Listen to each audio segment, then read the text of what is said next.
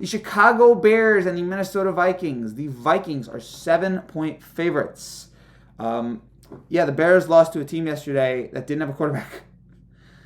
Yeah, not ideal, not good. Although yesterday was the best Justin Fields has looked all year. With I feel like, and that's not really saying stuff.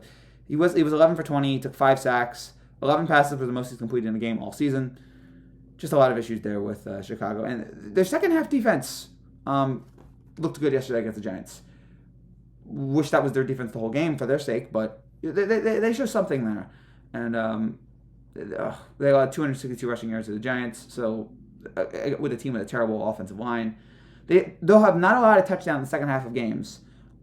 Eddie Jackson's had 3 picks this year, so we'll see where they are going forward here. But that was another difficult loss there for the Bears. And then you have the Vikings, 3-1, even though they have questions too.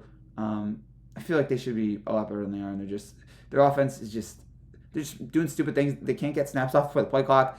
Defense is just giving up yards after yards, just so many there. And Cousins was fine, 25 for 38, 273 yards, but made some bad plays yesterday that you would expect from Kirk Cousins. Missed Jefferson a couple times.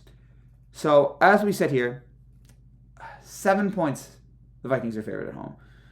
And while I'm not enamored with Chicago right now, I do think they cover this. I like these division lines. These games can get pretty close. And 7 points at home for Minnesota, I'm not feeling it right now. I think Minnesota wins it, but I think this is a nip and tuck kind of game, and Chicago is able to figure something out here. And I think they will show up in the second half, at least on defense. They'll make some big plays, and Chicago will cover the spread here against Minnesota. I think Minnesota wins. I think they're the better team, but I do think Chicago will cover here in the spot.